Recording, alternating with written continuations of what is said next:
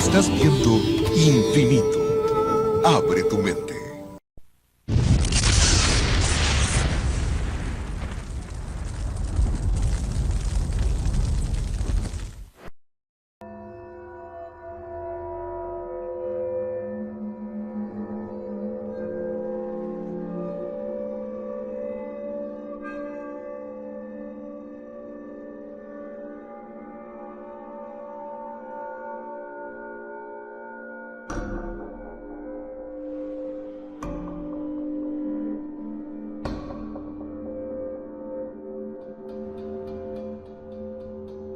Bienvenidos a la otra realidad.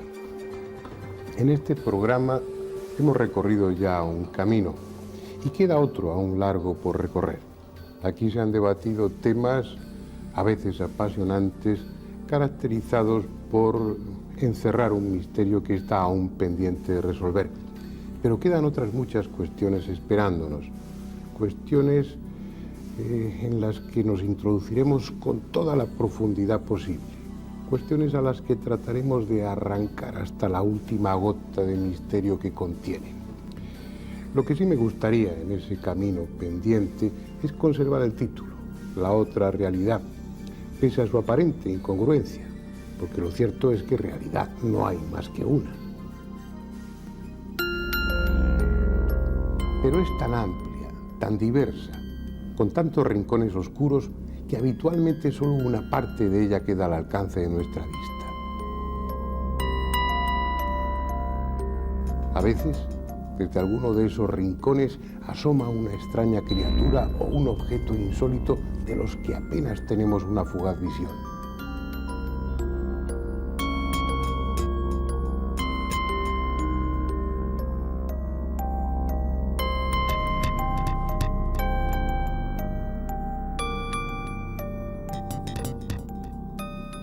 En otras ocasiones, esa realidad nos devuelve en forma de mito o de leyenda nuestros propios sentimientos, nuestros deseos o temores, nuestros demonios interiores.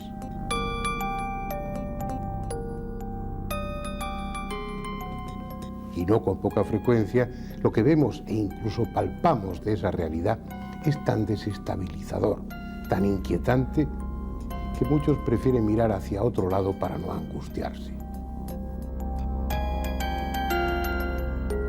Por eso, al elegir el nombre de la otra realidad, hemos querido expresar que junto a esta parte de la realidad conocida, habitual, que nos resulta familiar, existe otra parte de realidad oscura, remota, de la que a veces nos llegan fragmentos o desde la que se producen efectos cuyas causas ignoramos y por eso nos desconciertan. Lo cierto es que hemos creado un esquema de la realidad ordenado, coherente, cómodo, pero que en muchos aspectos no se tiene en pie. Por eso, si a ustedes les parece, en este punto de transición entre un bloque de programas y otros, vamos a dar un repaso a algunas de esas grietas por las que se nos cuela la otra realidad.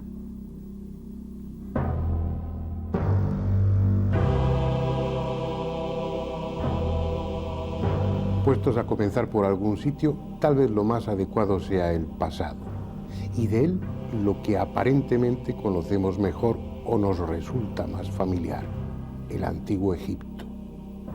Hace unas cuantas semanas nos referíamos a uno de sus misterios, quizá el más novelesco, el descubrimiento de la tumba de Tutankamón y la supuesta maldición que se cernió sobre quienes profanaron su descanso. Aunque el cebo, por así decirlo, sea esa maldición, lo arqueológicamente importante fue el hallazgo en sí y la odisea de sus descubridores, Lord Carnarvon y Howard Carter. Si hubo maldición, actuó de forma extrañamente selectiva, porque mientras que Lord Carnarvon fue la primera víctima, Howard Carter, auténtico responsable del descubrimiento y el que más horas pasó dentro de la tumba y junto a la momia, murió de muerte natural muchos años después. Pese a todo, justo es reconocer que algunas muertes estuvieron rodeadas de circunstancias especiales, sobre todo la del propio Lord Carnarvon, aún hoy pendiente de explicación.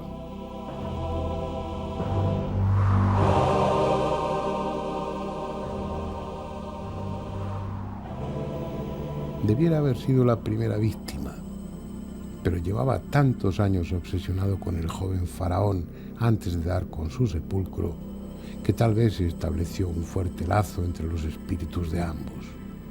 O quizá estaba inmunizado tras décadas de excavar en el Valle de los Reyes. O no hubo maldición alguna y todo fue un cúmulo de fatales coincidencias. El hecho es que murió en su casa de Londres, en el 49 de Albert Court, el 2 de marzo de 1939, víctima de la enfermedad de Hodgkin y a la edad de 65 años. Desde entonces descansa pacíficamente en el cementerio de Putney Vale. No está momificado ni le enterraron con tesoros, así que es improbable que alguien turbe ese descanso.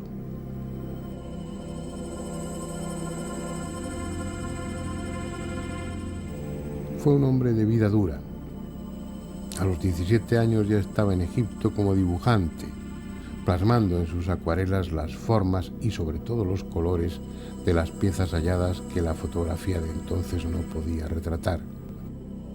Probablemente habría terminado siendo un buen pintor, pero el destino le convirtió en ayudante del mejor arqueólogo que haya dado la historia, Flinders Petrie.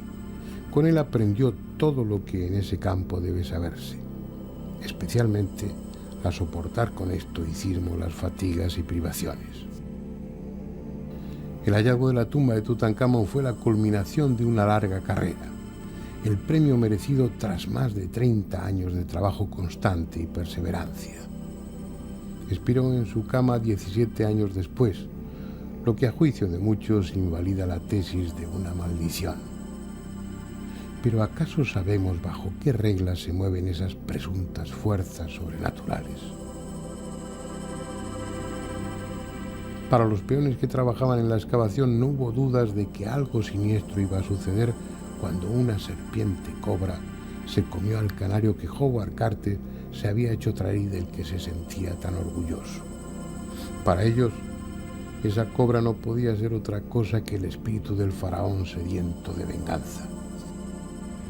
Simples supersticiones, tal vez. Pero lo cierto es que en ese momento Lord Carnarvon, el otro protagonista del hallazgo y profanación de la tumba, estaba agonizando en un hotel del Cairo, el Continental Savoy, en esta plaza, la antigua plaza de la Ópera, hoy de Ibrahim Pachá, que desapareció por un incendio en 1952. Solo queda el lugar y el recuerdo de aquellos acontecimientos. Se dijo que podía ser por la picadura de un mosquito, tal vez fue por una neumonía como figura en el certificado de función, quizá una histoplasmosis, pero en realidad, aunque se ha especulado mucho, no se sabe de qué murió Lord Carnarvon. Lo que sí se sabe es que cuando estaba agonizando repitió varias veces, horrorizado, una frase extraña, una frase que decía: un pájaro me araña la cara. Una frase aparentemente sin sentido, pero que para los egiptólogos sí lo tiene. Una conocida maldición escrita en el primer periodo intermedio dice textualmente que el pájaro Nekbek destrozará a arañazos el rostro de quienes profanen una tumba. Nekbet era la diosa buitre, símbolo del Alto Egipto y protectora de los faraones en este y en el otro mundo. Finalmente, Lord Carnarvon, el señorito inglés que se dedicó a la arqueología porque el clima seco de Egipto era favorable para su salud, abandonó este mundo no sin antes pronunciar otra frase igualmente siniestra: he oído su llamada y le sigo. Esas circunstancias ya hacen de la de Lord Carnarvon una muerte más que singular. Sin embargo, no habrían sido suficientes para sustentar la idea de una maldición de no haberse producido otras dos casualidades más que inquietantes. Era la 1:45 de la madrugada del 5 de abril de 1923. Tras 8 días de enfermedad, Lord Carnarvon acababa de morir. Y en ese momento, la ciudad de El Cairo se quedó a oscuras.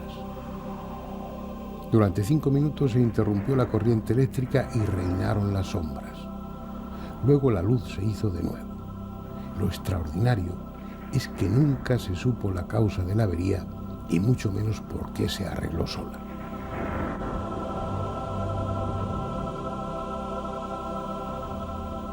La otra casualidad es que a miles de kilómetros, en la casa solariega de los Carnarvon, en Highclere Castle, y en ese mismo momento, Susan, la perra Foster Terrier favorita del Lord, que incluso la había acompañado en algún viaje a Egipto, comenzó a aullar desesperadamente y al cabo de unos instantes cayó muerta como fulminada. El 30 de abril, George Edward Stanhope Molyneux Herbert, quinto conde de Carnarvon, era enterrado en Beacon Hill, al lado del castillo de Highclere, donde pasó su infancia y parte de su vida.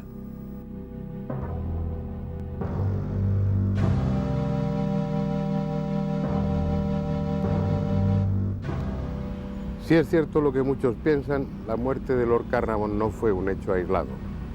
Fue la primera de una larga lista sobre la que flotó ominosa la sombra de Tutankamón.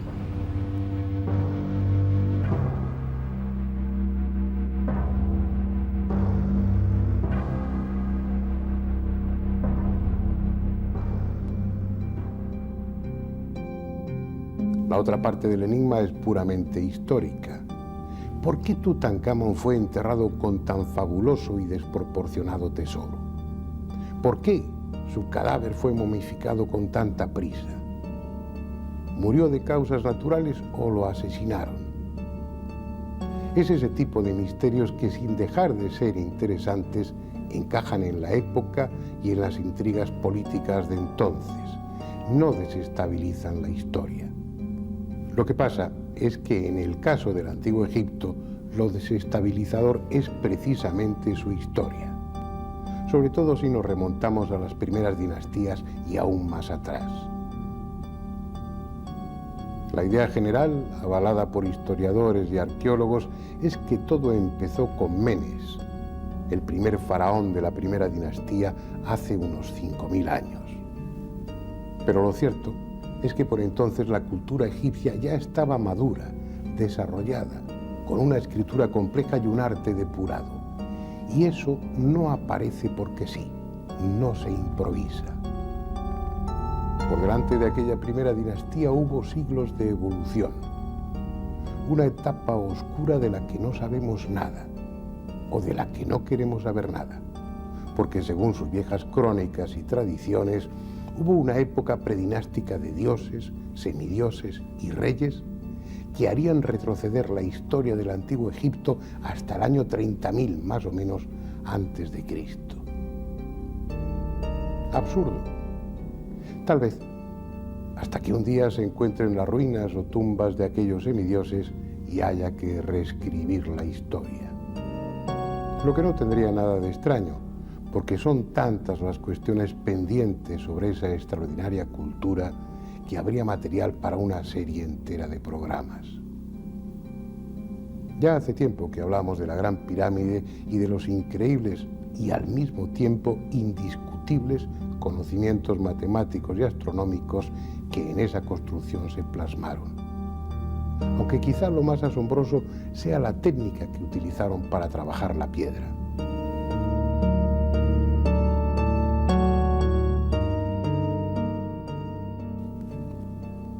Sin embargo, su tecnología estaba aparentemente limitada a los sencillos y rudimentarios instrumentos que el visitante puede ver en las vitrinas del Museo del Cairo. Herramientas adecuadas a esa época histórica, pero absolutamente, insisto, absolutamente inadecuadas para hacer lo que hicieron.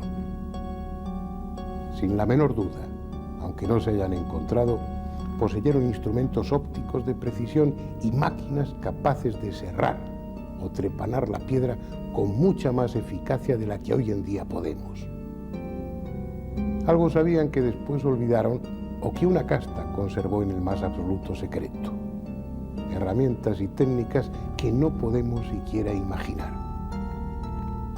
Si tienen en casa algún libro donde se explica con bonitas imágenes que la Gran Pirámide se construyó a base de rampas, tírenlo a la basura, porque es mentira.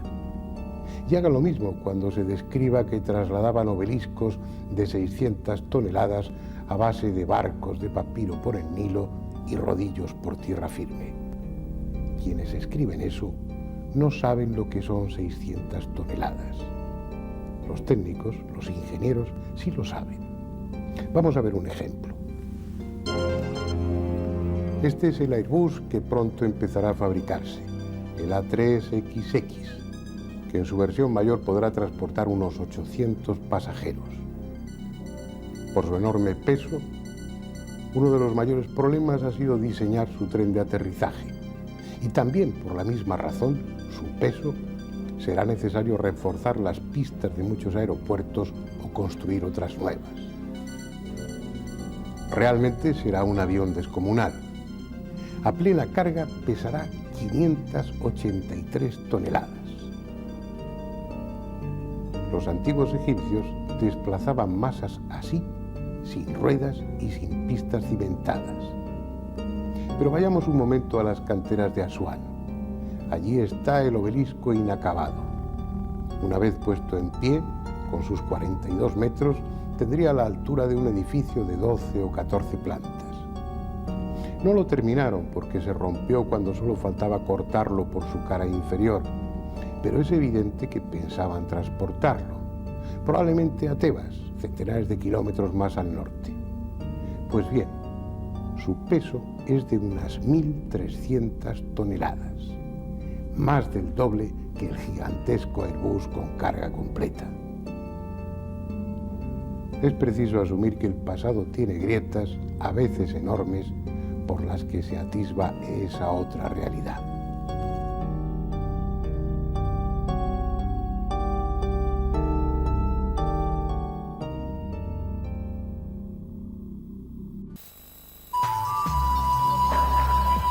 Regresaremos en instantes por Infinito.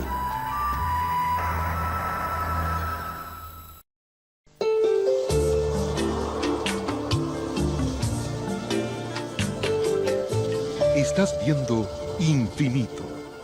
Abre tu mente.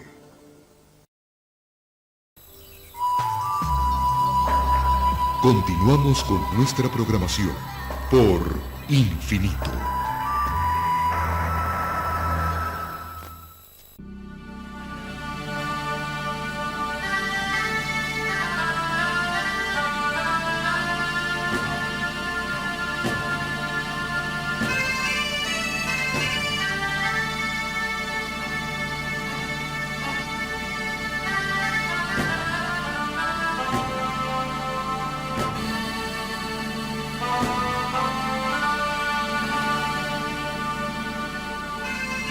Quizá después de todo, los viejos dioses, al estilo de Yahvé, Viracocha o Huitzilopochtli, fueran reales.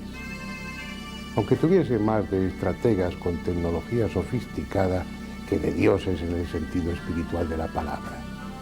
Es un tema del que nos ocupamos en su día, tal vez lo recuerde. Meterse en el terreno de los dioses puede traer complicaciones, porque aunque ya no estén entre nosotros, quedan las religiones que en torno a ellos hemos construido los hombres. Y al hablar de ese tema, es inevitable preguntarse si las religiones tienen algo que ver con ese presunto Dios universal que todas ellas pretenden monopolizar.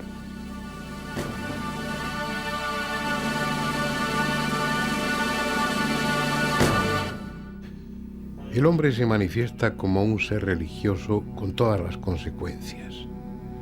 En nombre del Dios correspondiente, que por supuesto siempre es el único y verdadero, es capaz de los actos más sublimes y de las acciones más abominables.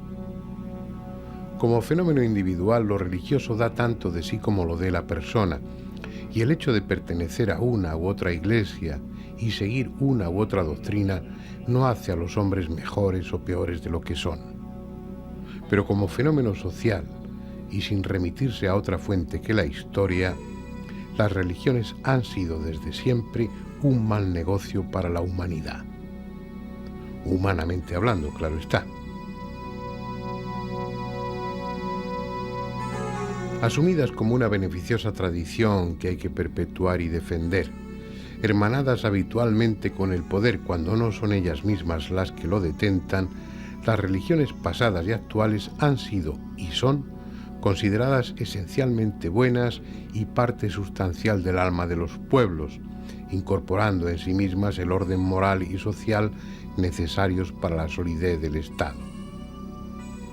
No importa que sus fundamentos sean absurdos, que los dioses venerados resulten por lo general impresentables y que cada dogma de fe constituya un insulto a la razón. No importa, porque las castas sacerdotales han usado desde hace milenios los métodos de programación sectaria más implacables, implantando en los miembros bajo su influencia y en las edades más tempranas los principios y creencias que después les condicionarán durante toda su vida.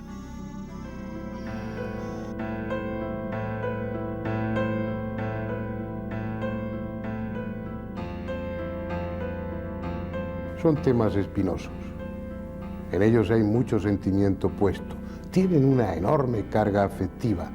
Y hablar, por ejemplo, de Jesús desde un punto de vista histórico, aséptico, analizando su figura como la de un líder mesiánico más de los muchos que entonces hubo en Palestina, despertó en su momento más de una airada protesta.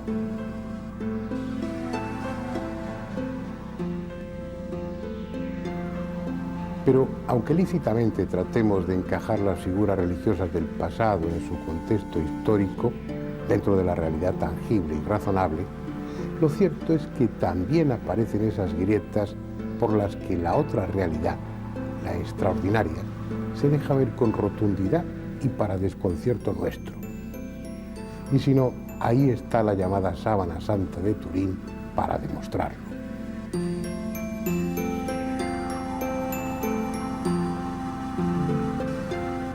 Luego, en la parte más profunda, un trozo del pavimento original al descubierto. Algunas de las losas que, con toda seguridad, pisó Jesús en un momento u otro de su vida. Tal vez esas losas sean los únicos objetos que se conservan que estuvieron en contacto físico con él. Solo tal vez, porque en una capilla a 2.800 kilómetros de aquí se venera una desconcertante tela que, según todo parece señalar, envolvió su cuerpo y ha guardado, nadie sabe cómo, cada detalle de la atroz tortura y de la ignominiosa muerte que, según la tradición, sufrió. Hoy se la conoce como la Sábana Santa. Mide 4 metros y 30 centímetros de largo por 1,10 metros de ancho. Y para muchos no hay duda de que se trata del sudario que envolvió el cuerpo de Jesús en su tumba.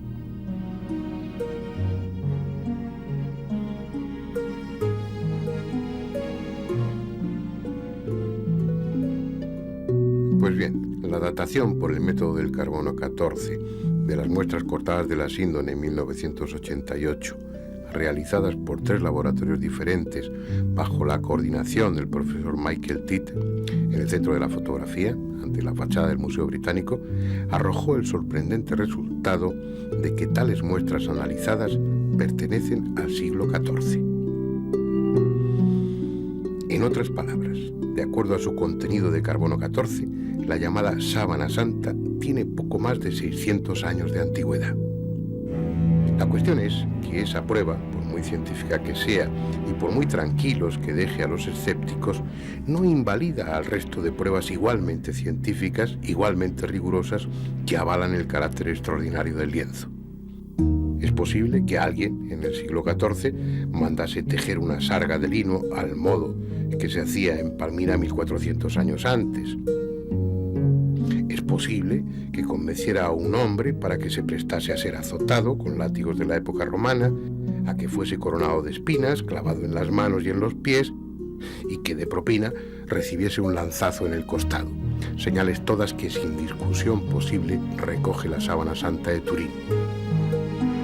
Es posible también que 500 años antes de que se inventase la fotografía, encargase a un pintor que pintase un negativo fotográfico y que además lo hiciese sin pintura ni pinceles. Es posible, asimismo, que adelantándose a los conocimientos médicos de su siglo, distribuyese sangre arterial y venosa en la forma correcta en la tela. Es posible, porque la llamada Sábana Santa demuestra incuestionablemente que tales cosas sucedieron, hace 2000 años o hace 600. Si fue hace 2000 años, todo encaja con la pasión y muerte de un hombre llamado Jesús. Si fue hace 600 años, es que existió otro personaje igualmente singular, del que no tenemos noticia, otro hombre que sufrió idéntica tortura y muerte y que una vez amortajado con ese sudario, emitió una energía, una radiación tan intensa y súbita que chamuscó las fibras superficiales de la tela respetando el resto.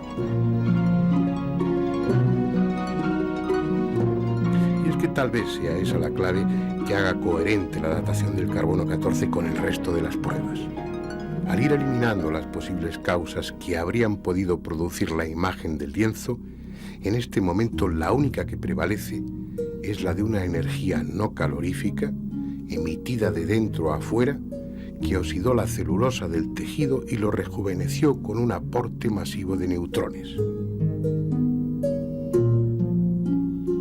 Las características de la imagen señalan que esa radiación procedió del cuerpo que estaba envuelto, que fue instantánea y que, para los más audaces de los investigadores, se produjo coincidiendo con la desaparición, desmaterialización o llámese como se quiera, de ese cuerpo. Nuestros conocimientos avanzan, nuestras técnicas se perfeccionan. Hasta ahora han permitido comprobar el carácter extraordinario del sudario. Dentro de unos años, probablemente nos permitan saber qué fue exactamente lo que sucedió con el cadáver que envolvía.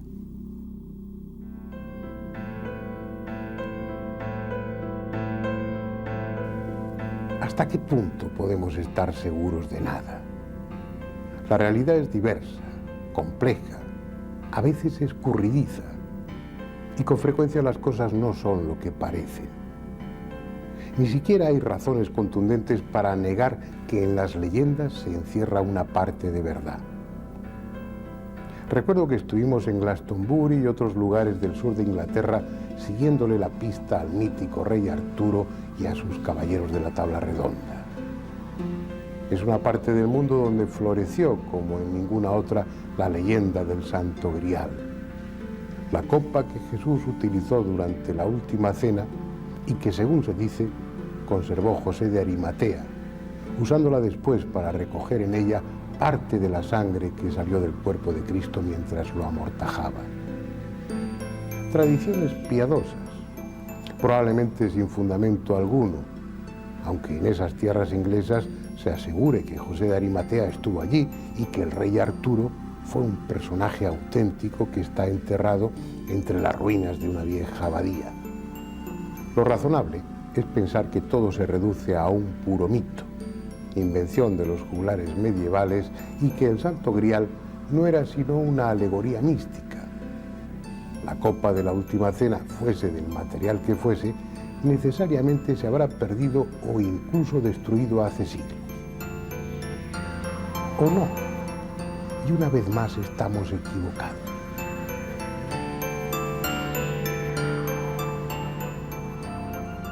El 18 de marzo de 1437, 38 años después de haber dejado San Juan de la Peña, el cáliz que presuntamente se usó durante la última cena fue entregado para su custodia a la Catedral de Valencia por decisión del rey Alfonso V el Magnánimo, y allí se conserva desde entonces. Durante mucho tiempo, junto a las demás reliquias, en la llamada Capilla de Reliquias de la Catedral, hasta que en 1916, en el día de la Epifanía del Señor, se trasladó solemnemente a la Sala Capitular Antigua, en la misma catedral, donde desde entonces se encuentra.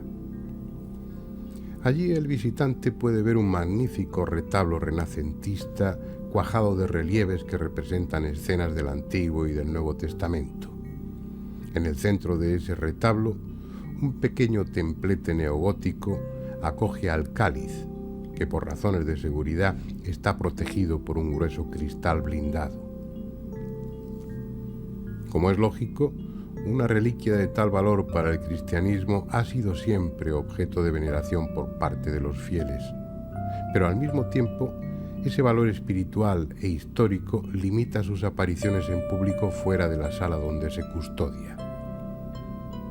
2 veces al año es cuando los actos en torno al Grial adquieren especial solemnidad. Una es el Jueves Santo y la otra, a la que estamos ahora asistiendo, el último jueves de octubre, fiesta anual de la Cofradía del Santo Cáliz, fundada en 1951. Retirado de su urna en la sala capitular antigua por el encargado de su custodia y en presencia de 2 sacerdotes, el cáliz se traslada procesionalmente hasta el altar mayor.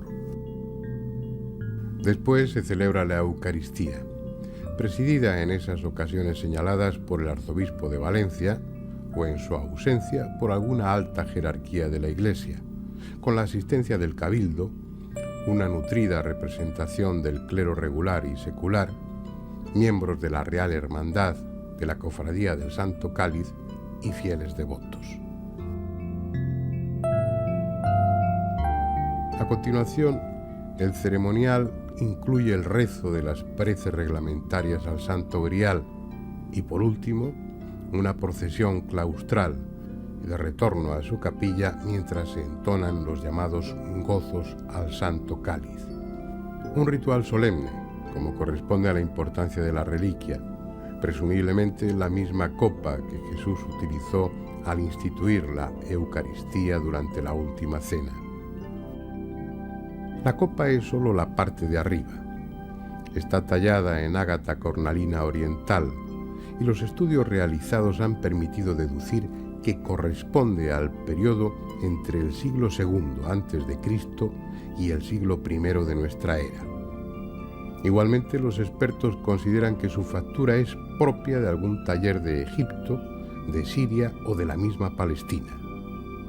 Características que la sitúan en la época y en el entorno correctos para ser lo que la tradición afirma que es, el Santo Grial. El resto, en oro burilado, y el pie, también de ágata, fueron añadidos después, probablemente cuando salió de San Juan de la Peña y estuvo en las capillas reales de la Corona de Aragón. 26 perlas, 2 esmeraldas y 2 berilos realzan su aspecto, aunque nada añaden a su valor espiritual. Así pues, es casi seguro que ese grial buscado por los caballeros medievales sea el que se conserva en la Catedral de Valencia. El otro grial, el místico, está en el interior de cada uno. Por eso resulta mucho más difícil llegar hasta él.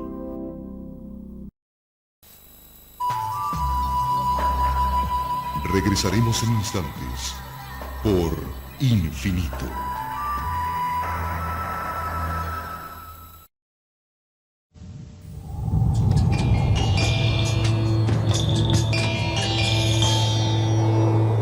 Estás viendo Infinito. Abre tu mente.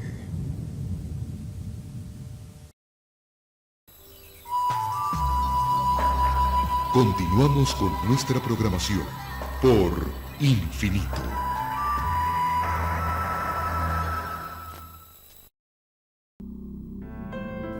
Creo que debiéramos dar un repaso a las leyendas con menos soberbia cultural, con menos prejuicios. Igual nos llevábamos alguna sorpresa. En la misma época en la que nadie dudaba de la existencia del Santo Grial, se prodigaron otras muchas leyendas que aludían a criaturas fantásticas. Ogros, hadas, dragones, unicornios. Cualquier persona culta sabe que son eso, leyendas, y que carecen totalmente de fundamento.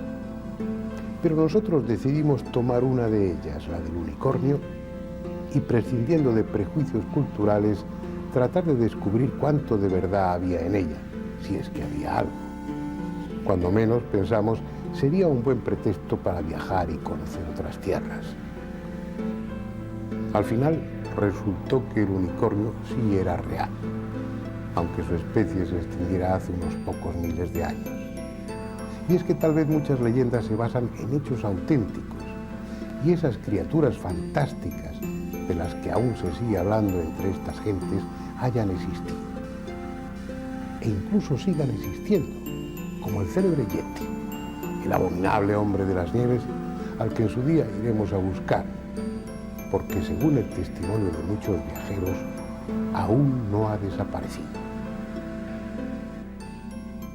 Cuéntame cómo fue tu encuentro con el Yeti, cuándo, dónde, qué fue lo que viste, todos los detalles que recuerdes. Fíjate, forma parte de unos recuerdos duros, difíciles, en la que lo del Yeti fue algo incidental, curiosamente, porque yo aquel año, ya el año 1973, en la época posmonzónica, después de los monzones, había hecho un tiempo que no se recordaba tan malo nunca en el Himalaya.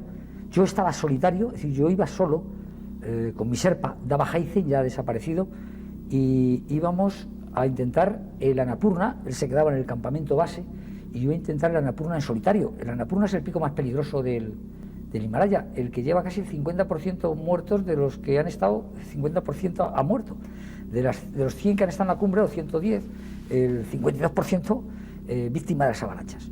Y entonces yo había sido víctima de una tremenda avalancha, me había librado, bueno, gracias a la providencia, o a los dioses, o a Dios, cada uno con arreglo a sus creencias. Había sido arrastrado por la nieve durante decenas de metros, me había quedado sin nada, pude descender de 6.000 y pico metros a los 4.000 del campamento base y salí huyendo, pasando por el Miristicola y por parajes impresionantes, y estuve refugiado recuperando fuerzas en alguna casa tibetano-leparí, ¿no? Yo recuerdo la casa de Sukul y de Jambado, dos nepalíes tibetanos que todavía hacían frente al ejército de invasión de Mao, ¿no? Con unos fusiles viejísimos. Luego fueron... recuerdo que ella practicaba la poliandria, se practicaba la poliandria en la familia, ¿no? Es decir, los hermanos de él, ella había venido de lejos. Salí de aquella casa después de 3 o 4 días, cuando pude cruzar los torrentes, épocas posmonzónicas muy violentas, y recuerdo que ya recuperado me interné, después de bajar todos aquellos precipicios preciosos, me interné en el bosque de Lete, y era el atardecer, un bosque muy tupido que hay, camino del Kaligandaki, el cañón más profundo de la Tierra, entre el Annapurna y el Dhaulagiri, que son 2 millas colosales, entonces entre medias el Gandaki, camino del Gandaki en el bosque de Lete, no se me olvidará nunca, era el atardecer, era muy oscuro porque era un bosque, yo ya había encendido mi lámpara frontal, venía recuperado físicamente, después de esos momentos difíciles y en las que la mente, pues efectivamente, puede ver otras instancias de la vida o de la conciencia, ¿no? Y ahí es cuando la luz me la devolvió dos ojos que brillaban a 6-7 metros, no más, un poco más allá del pasillo, entre árboles. Y es cuando yo vi aquel ser asustado, fueron fracciones de segundo, podéis imaginarlo, porque la luz debía asustarle. Él vi perfectamente porque yo le estaba alumbrando casualmente, casualmente con la linterna, no lo esperaba. Yo no soy miedoso y voy entre los bosques sin ningún problema. Sé que allí no te puede atacar nadie, porque allí no hay bandidos de noche, vamos, los bandidos están más de día, no van a estar pasando tanto frío. Y fue una visión para mí impresionante, pero que una vez vista dije, el Yeti, es decir, no podía ser más que el Yeti. 2 metros, hombre, por esta cosa visual, 2 metros 20, 2 metros 15, un personaje lleno de pelo rojizo, oscuro, como efectivamente, desde entonces, y antes, yo era un estudioso de la pervivencia del Yeti, ¿no?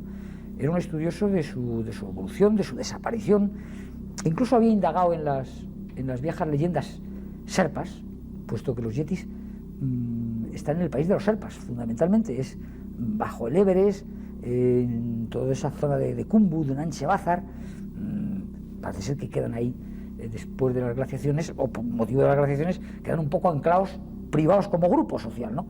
Y privados de evoluciones subsiguientes, que da la interacción con otros un Australopithecus, dicen los estudiosos, que ya tú lo sabes bien que eres tan estudioso, Jiménez, que el que más estudia, poco sabemos por mucho que estudies, ¿no? Es decir, los paleontólogos y antropólogos pues hablan de que los Australopithecus robustus, el Yeti pudiera ser uno de ellos, pues que hace 1 millón de años que desaparecieron de la Tierra, bueno, pues por circunstancias no misteriosas, sino de ambientales, climáticas, estar cercado por montañas y por hielos, Bueno, pues ahí se conservó un grupo que luego con las pequeñas glaciaciones los Sherpas pasan del Tíbet a Nepal y se meten en su territorio. Y son los Sherpas los depredadores, los grandes depredadores del Yeti. Y este, pues, es uno de esos raros ejemplares temerosos del hombre, y además sabio ya porque teme al hombre hay que temerle siempre. Todos los seres que no son el hombre temen al hombre, y incluso el hombre teme al hombre.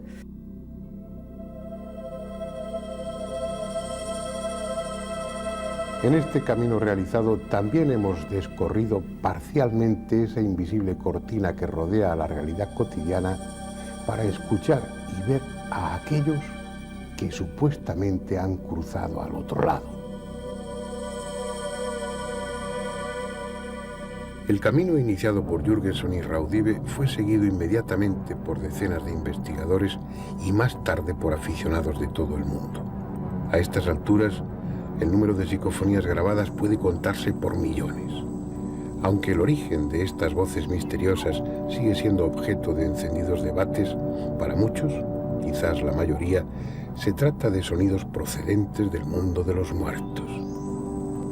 Sin embargo, en contra de lo que pudiera pensarse, los cementerios no son el sitio más adecuado y los resultados en ellos obtenidos son escasos. Más bien da la impresión de que estas grabaciones guardan relación con los sentimientos que experimentaron en vida los que ahora están muertos. Por eso es más fácil obtener psicofonías en casas abandonadas, ruinas y otros lugares que en tiempos fueron escenario de sufrimientos, de tragedias, de muertes violentas. Vayamos a algunos de esos emplazamientos en los que grabar este tipo de voces es, si no habitual, por lo menos frecuente. Durante el reportaje incluiremos algunas de las psicofonías allí conseguidas. Para una mejor audición en cada ocasión se oirán repetidas 2 o 3 veces.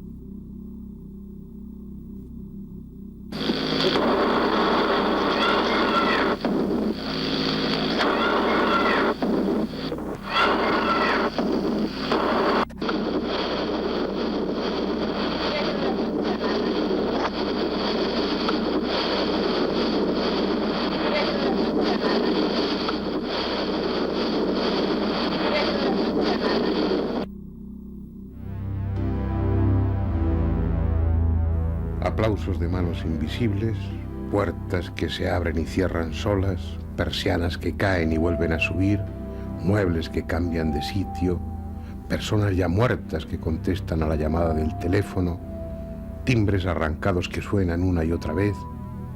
Así son los poltergeists.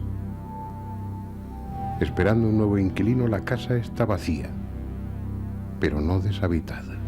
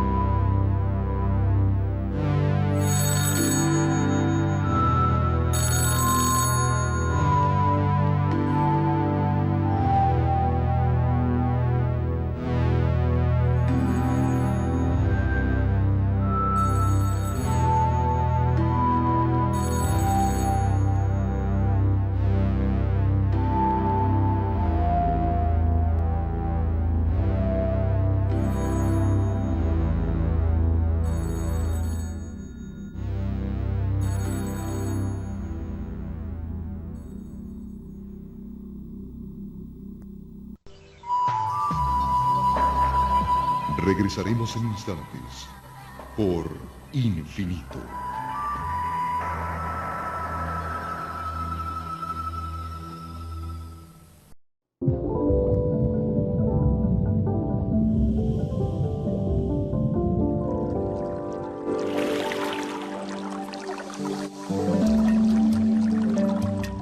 Estás viendo Infinito. Abre tu mente.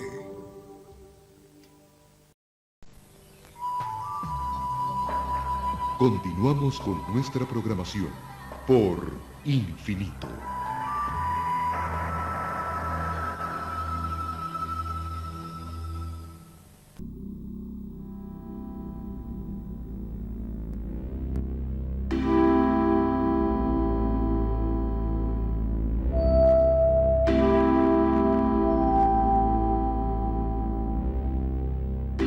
No procede de un lugar solitario o siniestro, si acaso todo lo contrario.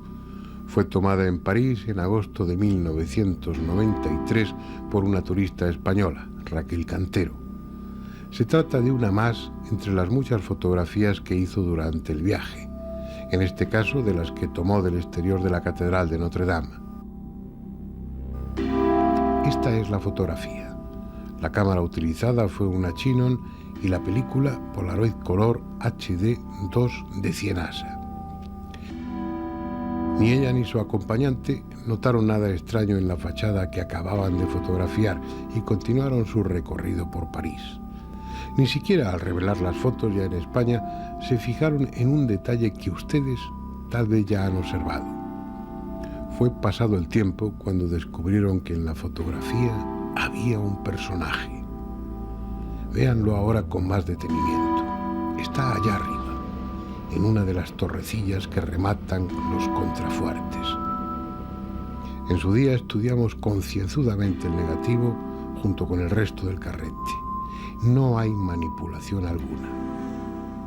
Una figura aparentemente dotada de luz propia, casi fluorescente, parece estar observando la ciudad desde lo alto. Si uno pone algo de imaginación, puede distinguir la peluca blanca y el atuendo de alguien perteneciente al siglo XVII o XVIII. Es sin duda la fotografía auténtica de un fantasma, sean lo que sean los fantasmas.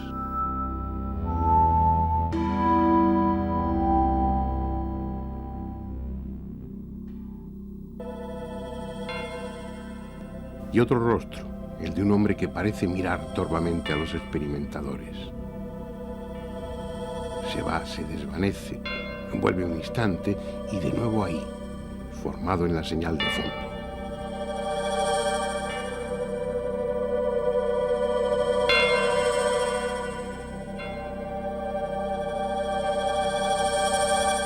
Y luego, enormemente contrastado, apenas definido, pero perfectamente reconocible pese a todo, otro rostro, el de una hermosa mujer.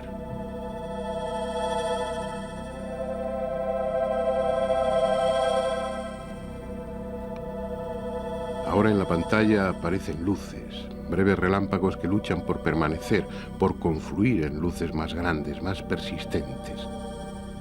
Después, por fin, un fogonazo que cubre toda la pantalla y durante un instante, el mismo rostro de mujer, bellísimo, fascinante, como si durmiera el más dulce de los sueños.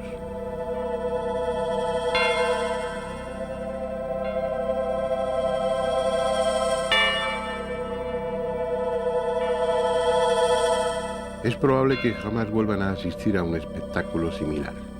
Alguien, algo, alguna energía parece tratar de ordenar el flujo de electrones, de controlar el caos electrónico para que una nueva imagen se forme. Y finalmente lo consigue.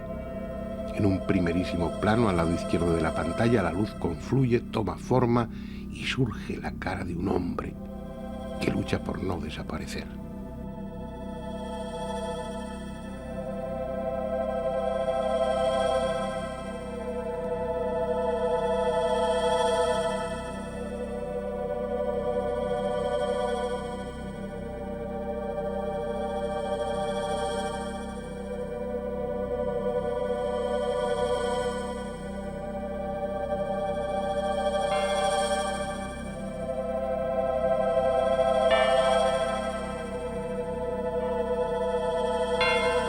Nuevos flashes como minúsculos relámpagos y la fuerza, esa fuerza desconocida pugnando por dominar la luz, por ordenarla y conformar otro rostro. Ahí está, la misma mujer de antes. Viene, se va y por fin consigue quedarse, permanecer durante largos segundos, con su belleza distante, con sus rasgos perfectos e impasibles, durmiendo quién sabe qué sueño.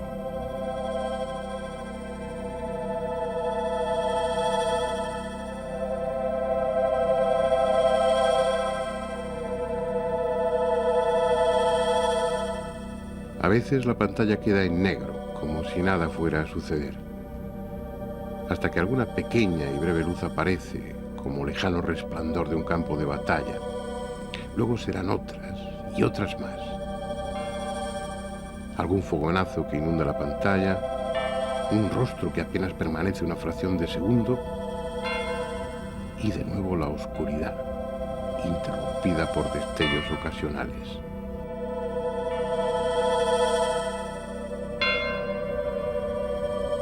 Hasta que inesperadamente, como si quisieran dejar constancia de que no eran una ilusión óptica, o tal vez como despedida, dos rostros reaparecen poco menos que simultáneamente. Casi no da tiempo a verlos. Uno tiene la impresión de que hubiera sido su último esfuerzo. Pero aún habrá lugar para otras dos apariciones. Los parpadeos de luz que parecían haberse agotado encontrarán fuerzas para manifestarse otra vez y confluir en dos, quizá tres, caras definidas, indiscutibles, a pesar de su brevedad.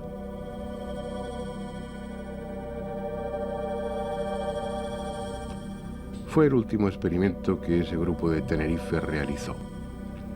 Me confesaron que después de esas experiencias que acabamos de ver, los rostros volvieron a aparecer en los días siguientes, pero sin que ellos lo pretendieran. Cuando estaban viendo la televisión, colándose en este plano de la realidad sin ser invitados. Aquello les asustó y nunca más volvieron a intentarlo. Es un caso excepcional entre las psicoimágenes, al menos por lo que yo sé.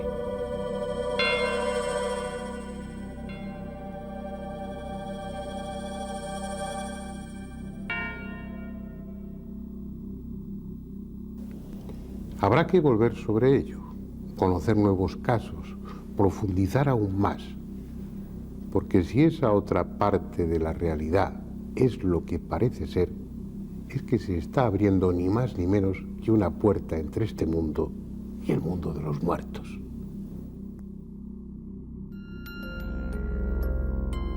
El universo se nos muestra cada vez más maravilloso y complejo, abierto a posibilidades que hace unas décadas eran inimaginables.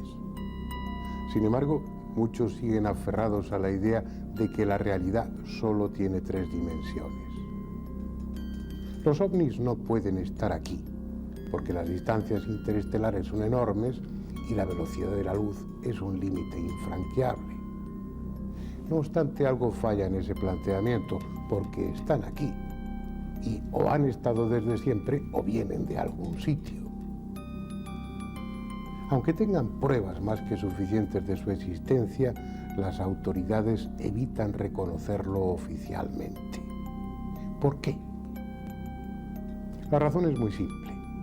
Las instituciones políticas, militares, religiosas y científicas perderían su privilegiado puesto en la cúspide de la pirámide social. Dejarían de tener ese prestigio y autoridad moral que ahora ostentan ante el resto de la población para pasar a ser algo así como líderes de parvulario en un mundo de adultos. Dicho en un lenguaje llano, la realidad del fenómeno ovni es estimulante y esperanzadora para la mayoría, pero incómoda y humillante para los que ahora tienen la sartén por el mango.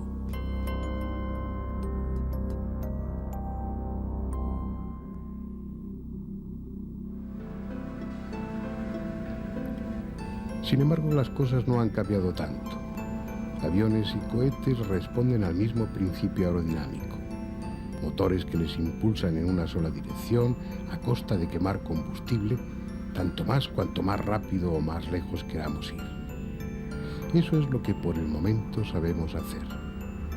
Y es mucho para tan poco tiempo. Esa es la técnica que utilizamos, la única que debiera mover a los vehículos que vuelan sobre nuestro paisaje. Pero no es así. Hace más de 50 años que los medios de comunicación vienen haciéndose eco de la presencia de otras naves, de otros aparatos distintos, insólitos, que respondiendo a técnicas y fuentes de energía absolutamente ajenas a las nuestras, surcan también el cielo.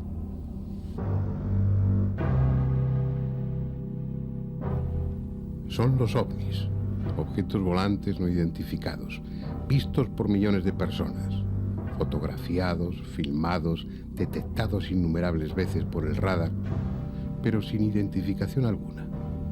Naves dirigidas inteligentemente, pero de cuyos constructores y tripulantes no sabemos nada. Vehículos dotados de una tecnología que hace parecer a la nuestra poco menos que de la edad de piedra y que se pasean impunemente por el espacio aéreo de todos los países. ¿Tiene algo de extraño que desde su aparición los gobiernos se hayan ocupado del tema? ¿Puede a alguien sorprenderle que esos mismos gobiernos guarden en secreto toda la información que sobre esos objetos han acumulado?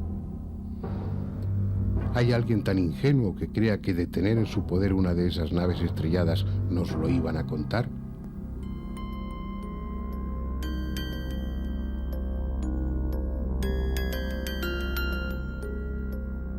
Pero porque quizá en él convergen muchos de los enigmas que aquí hemos comentado, el fenómeno de los llamados círculos de las cosechas constituye el misterio más sorprendente y cargado de sugerencias con el que se enfrenta la humanidad actual. Como con otras cuestiones, desde los medios de comunicación y al dictado de lo que algunas instituciones consideraron más conveniente, se ha intentado manipular, silenciar y desprestigiar el tema atribuyéndolo a la broma de dos jubilados. Pero como veíamos hace unas semanas, las características de esos diseños, su complejidad, su contenido simbólico, matemático, astronómico y su forma de aparición reflejan de manera tan contundente y abrumadora que nos hallamos ante algo extraordinario de origen no humano, que la explicación de los dos jubilados puede pasar a la historia como la mayor estupidez que jamás hayan divulgado las agencias informativas. Han estado ahí, en los campos de trigo o de cebada. Han desaparecido tras la siega para volver a aparecer a la primavera siguiente. Así, década tras década, cada vez con diseños más elaborados, más rotundos, más directos.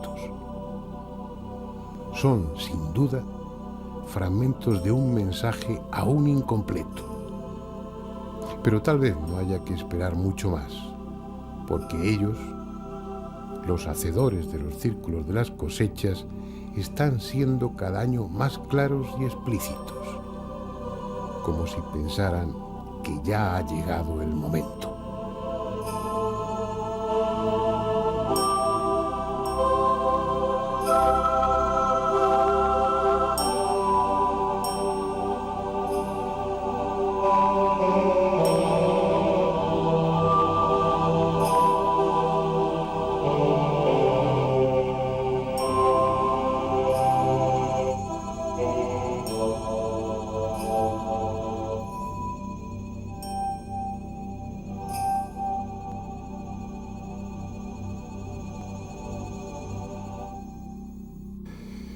Bien, si les parece, dejemos aquí este recorrido por algunos de los temas tratados.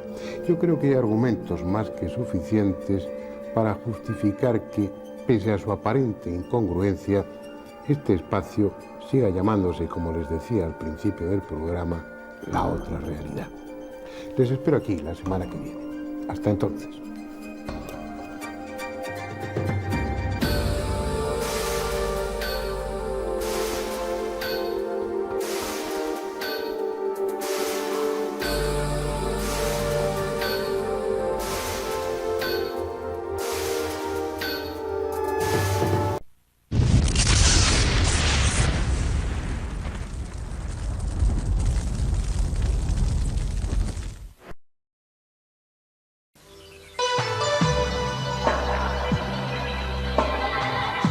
Usted está viendo Infinito.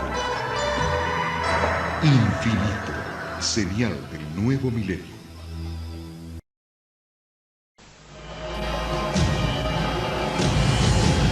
Cada minuto, de cada hora, de cada día, ocurren eventos inexplicables.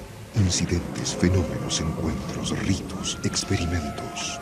Cada día, cada hora, cada minuto, cada 60 segundos, se revela una vida llena de misterios. Ahora un canal trata de dar luz a todo. Un canal que indaga los misterios del universo. Un canal que se aventura en territorios desconocidos. Un canal que explora las preguntas que definen nuestra existencia. ¿Estamos solos en el universo? ¿Existe la vida después de la muerte? ¿Quién construyó las pirámides? ¿Se puede predecir el futuro? ¿Podemos mover objetos con nuestra mente? ¿Existe el infierno? ¿Se acabará el mundo en el año 2000? ¿Es la historia una gran mentira? Para cada pregunta hay una respuesta, pero ¿hasta dónde estamos dispuestos a llegar para encontrar la verdad? Desde Machu Picchu al Chupacabra, desde los aztecas al Zodíaco, desde los extraterrestres a los ángeles. Esto es Infinito, un viaje hacia lo desconocido, una exploración de lo inexplicable. Ningún lugar es muy remoto, ninguna pregunta muy extraña, ningún misterio está fuera de nuestros límites. Escuche lo inesperado, descubra lo oculto, experimente lo desconocido. Infinito, señal del nuevo milenio.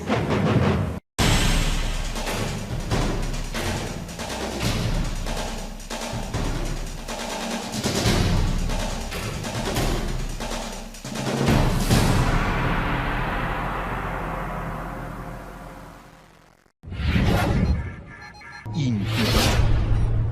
Abre tu mente.